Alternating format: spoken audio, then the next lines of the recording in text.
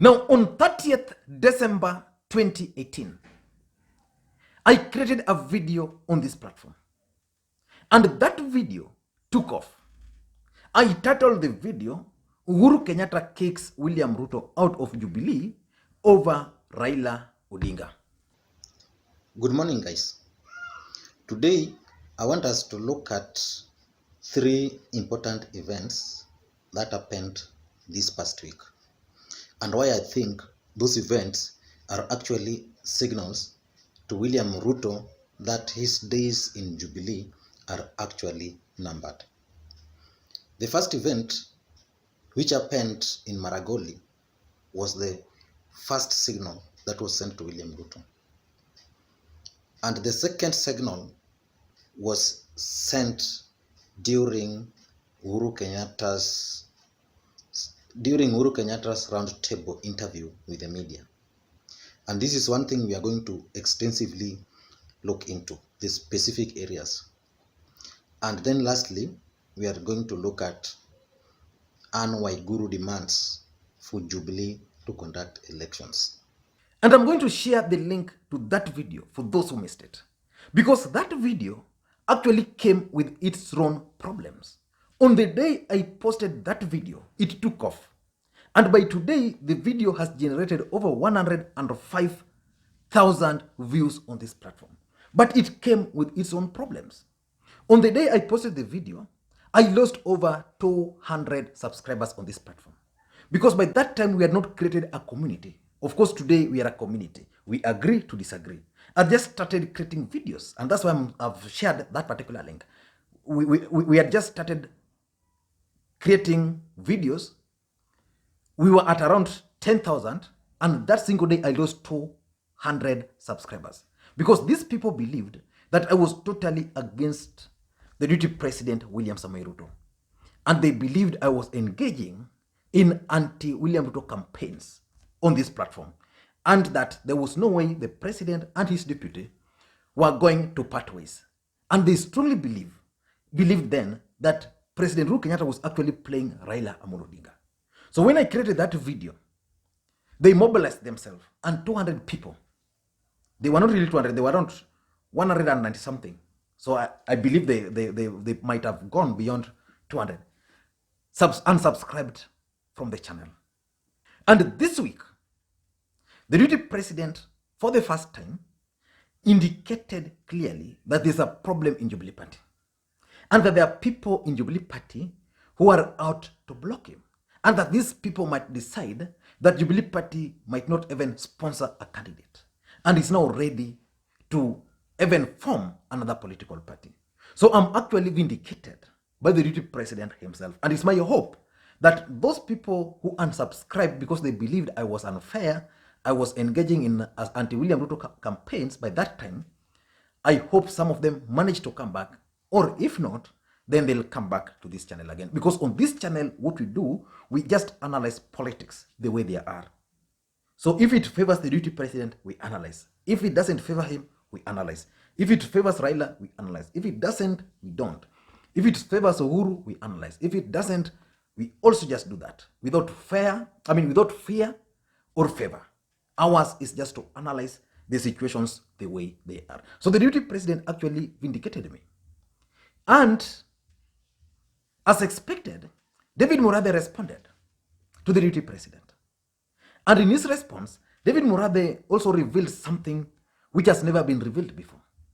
That indeed the problem between the deputy president and President Uhuru Kenyatta began before the last general election. Because the allies of the deputy president have always believed that the problems were caused by Raila Odinga and the handshake. So David Murathe revealed that indeed these problems began ahead of 2017 general election. And from that time, they started monitoring the deputy president. And because the president was facing an election, there was nothing he could do. So the president waited for the deputy president, and he waited to sit on the presidency, and then started immediately to deal with his deputy. And that's why he reached out to Raila Odinga. And even people like William Kabogo, Kabando, and several other leaders from central Kenya believed, Peter Munya and the rest, they believed strongly that it is the deputy president who locked them out, because the deputy president has started figuring on how he was going to have a smooth ride, especially in the larger Mount Kenya region. So the deputy president, the president by that time, thought that the guy was impatient. So he waited and stopped him. And again, these guys are also planning. And these guys are also saying that even after that ended, Jubilee Party was supposed to have elections in March. And according to David Murathe, the deputy president had planned to lock all allies of the president from that particular election. And that's why they thwarted that elections. And David Murathe is promising that mambo bado. So I don't know what they're likely to do to the president. But in my view, they can only do 4 things. The first thing they can do is to kick out the deputy president out of Jubilee Party. And of course, the deputy president has been kicked out. So it's nothing new about that. The other thing is they can let the deputy president stick to Jubilee Party, because the deputy president might decide not to bolt out. So they might decide, okay, we cut to Apo, but Jubilee as a political party has entered into a coalition agreement with the KANU. It has entered with Wiper. And ODM is also waiting the other side. So they might decide, we are not going to field a candidate as Jubilee, but we are going to enter into a coalition agreement with another political party which has a presidential candidate. So by that, they'll lock out the deputy president. And the other thing is they might just decide, okay, let's leave the deputy president, let him be the presidential candidate. We don't have problems with that. But let us lock out all his allies from contesting. So where will people like Moses Kuria go to? So in my view, those are some of the worst case scenarios David Murathe and the team can do. Because remember, President Uhuru Kenyatta has successfully kicked out William Ruto out of government. He had then kicked him out of party, Jubilee Party, and then went to Parliament and Senate and kicked him from the leadership. So which means the president is done with his deputy. But in my view, the best thing the deputy president can do, and I've opined this severally on this platform and even outside this platform, that the deputy president has no option. He has to form his political party. And in my view, this is the right time for the deputy president to form his political party. I know he might be considering several other factors, but in politics, several things must be put into perspective. And I know for sure that the deputy president is putting all this into perspective. If you listen to the deputy president over the week, during the interview with Joe Ageyo, the deputy president was really very upset with the fact that Jubilee Party is going. He was really upset that people like David Murathe are actually going to kick him out, despite the fact that all his efforts all his efforts and hopes were on Jubilee Party. The deputy president is actually regretting merging his URP party. In fact, he was almost crying and shedding tears when he said clearly that they had 75 members of parliament as URP before the merger. So it means without that merger, the deputy president would have even increased the number of his members of parliament. But you see, the deputy president was wise enough. They needed numbers in parliament. To achieve that, it meant one thing. They just had to work as a merged political party. Instead of Jubilee Party having URP party, Ford Kenya, New Ford Kenya, TNA forming, contesting, it was wise. I think the deputy president should not regret that move. But the deputy president must move with the speed, because number one, politics is about timing. If the timing will be wrong for him in his new political party, I know several things are actually affecting the deputy president, and probably is why he's delaying announcing his political party. And one of them is the timing. Is the timing wrong for the deputy president to form his own political party? In my view, this is the time. I know for sure that probably his supporters, his strategists are thinking that they keep on staying, because if the deputy president bolt out now, then it means he will cease enjoying the privileges of being the deputy president. So that's the question. He's still using the vice presidency, the deputy presidency, to milk whatever he can from the government. So timing is key. Number two, the other thing which I know is really disturbing the deputy president is the central Kenya. How are they going to react if the deputy president were today announced that he's going to leave Jubilee. Remember, there's always the hangover. These guys voted for Jubilee Party 3 times. Then you are telling them you are now coming with another political party. Of course, there are people who are loyal, will easily just jump. But some will be reluctant. So that Jubilee hangover, how is he going to deal with it? Specifically in the central Kenya region. Because the deputy president's strength is in Rift Valley. From Rift Valley, the next stage is in central Kenya. I watched the deputy president event in Mombasa yesterday. I really didn't see the excitement from the crowd. So we will still have to do a lot in Mombasa and at the coast. But the fact of the matter is, central Kenya is a big headache for the deputy president. So before he announced his next move, before he decides to form another political party, he must figure out central Kenya. Because central Kenya would also want a party they feel ownership. So is the deputy president going to hand over someone from central Kenya to be the party leader of that party, or is it a regional? Probably they will not need, I mean, they will not agree to just join a party where there are stakes, where they don't have full stakes. Number 3 is selling the party. How is he going to sell this party, especially to former strongholds of President Uhuru Kenyatta? How is he going to sell the party in other places? This guy had URP, which was sold as a pastoralist party.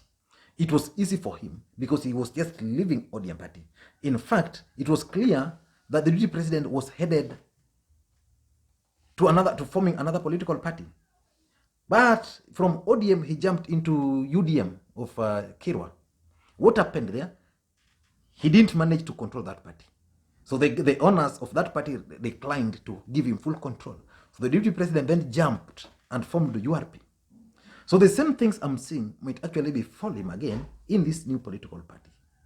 So the deputy president has that headache of how is he going to sell that new party. Is he going to tell the people that I couldn't manage to wrestle the control of Jubilee Party from President Uhuru Kenyatta? And again, how is he going to convince Kenyans that the party is now national? Because one thing the deputy president has been trying so hard to explain was that Jubilee Party was a national party. A national party. Because several political parties joined. How many political parties will be willing to join the deputy president? Or is he going to go with the Rift Valley? So selling that party is going to be a big headache for him. The other thing he's fearing, in my view, is infiltration by the system. The system are working extra hard now, and they're monitoring any political party which is being formed, any application, the people applying. So some of them will be frustrated, but some of them will not be frustrated. They'll be easily allowed to register as long as they've sneaked one of their guys as an official of those parties. So ultimately, some of these guys will definitely give the deputy president headache in that new political party. So the deputy president must be very careful with the system. Systems are very dangerous. And lastly, the other headache the deputy president is dealing with is the grassroots network. How is he going to deal with the grassroots? Because Jubilee had a grassroots network. The sad reality is that even Jubilee Party didn't have any official. All of them were interim. I've never seen a party run casually the way Jubilee was being run. I've never seen in my life. And sometimes I even question the powers of the register of political parties. Because there are rules and regulations which should govern political parties. One of them is conducting party elections. How do we have interim officials forever in a political party?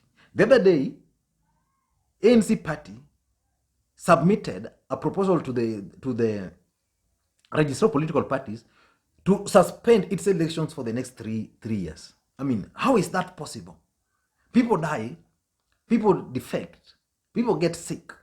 You know, people just decide, I don't want to be a member of any political party, and they resign. How do you suspend party elections for the next 3 months? And you've never held elections. I don't remember the last time ANC party, for example, held elections. So the grassroots networks, the ground network, is a big headache for the deputy president. Is he going to inherit the Jubilee structure? And if he will succeed in inheriting the Jubilee structure, how is he going to be sure that these guys are going to be honest people?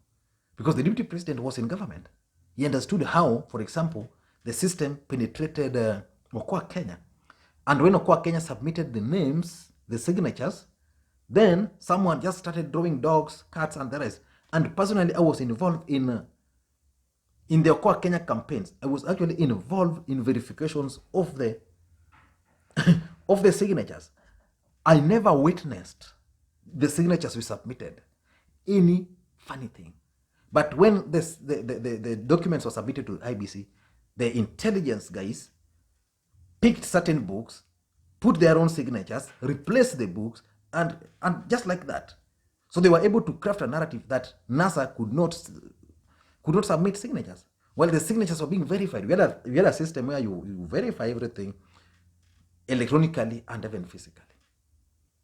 Not a single book had those. So the deputy president, having worked with the system, he understands so well that the ground network might actually be penetrated. But how is he going to maneuver around that?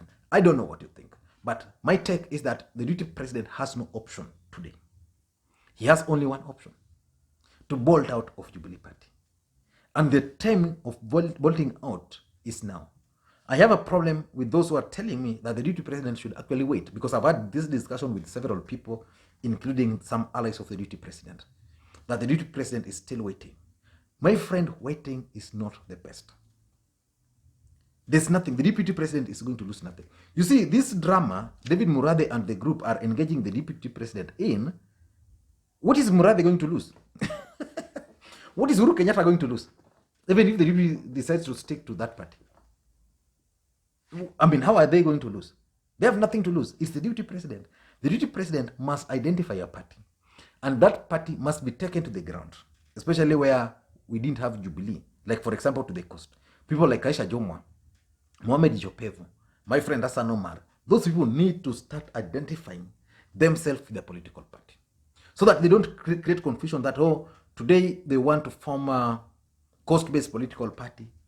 Tomorrow, they are in Jubilee. They can't say they're independent. They need to start identifying themselves with political parties, so that those political parties can then start competing locally with the existing political parties on the ground.